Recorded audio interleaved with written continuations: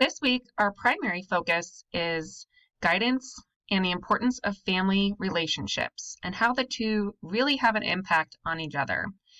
We've already talked quite a bit about relationships earlier on this semester.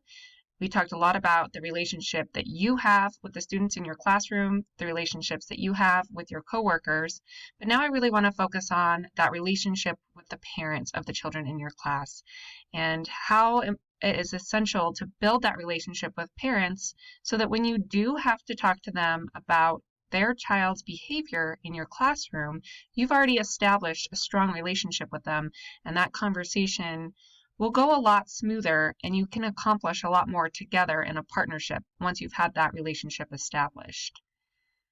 I'm in your pyramid presentation on slide number 31, and we're only going to look at a couple of slides. And then I've got some activities added to your task packet this week to cover this portion of what would have been covered in class this week.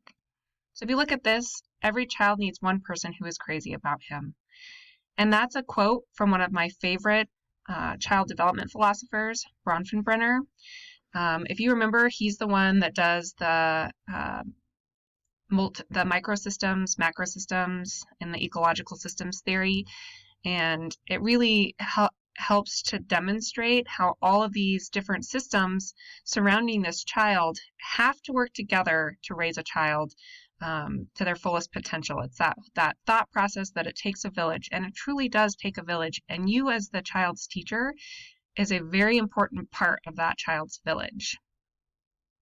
So how do you make deposits with families? If you remember at the beginning, we talked about the bucket filling activities, the making the deposits. We have to focus on the same thing with our families.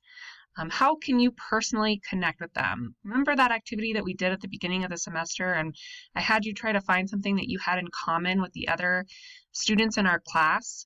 Do the same thing with your families. How can you connect with them on a personal level? And one of the easiest ways to do that is that you both care about the child, and that is your first connection with them.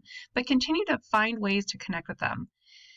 How do they know what's happening in your classroom on a daily basis? How is that being communicated to them? For some of you guys, you send home daily activity reports. Maybe it's in the form of an email that gets sent home. Perhaps you try to talk to them every afternoon when they drop off and pick up the children. But it's really important that you find a strategy on how you are going to let the families know what's happening in the classroom on a daily basis in a positive way, not just when you want to talk about a problem that the child is having. That should only happen maybe once a week, maybe more if it is an ongoing problem, but really on a daily basis, you're touching base with the family and letting them know all the things that their student is doing and in a positive way. And then how do you know what's happening at home? And how does this maybe affect the child that you're trying to teach? How do you find out how well they slept last night? How do you find out if mom and dad are separating? How do you find out if there's a new pet in the house or anything that would have an impact on the child's behavior at school? How do you get that information from the parents? And how does that impact the child and the way that you're trying to teach them in the classroom? Some of those things make a huge impact on the child's ability to cope through the day at school. And then do they have information from you for promoting their child's social emotional development at home? Remember, you guys are the child development experts.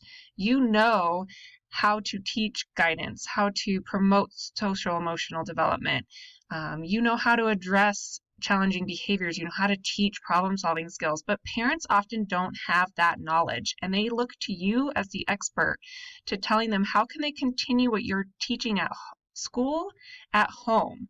They want to have that same approach to problem solving, establishing great routines, bedtime routines, wake up routines, bath time routines, story time routines, and that's where they really look to you to share that information. So how are you doing that? What is your strategy? What is your approach? What are some ways that you can really develop that relationship with families?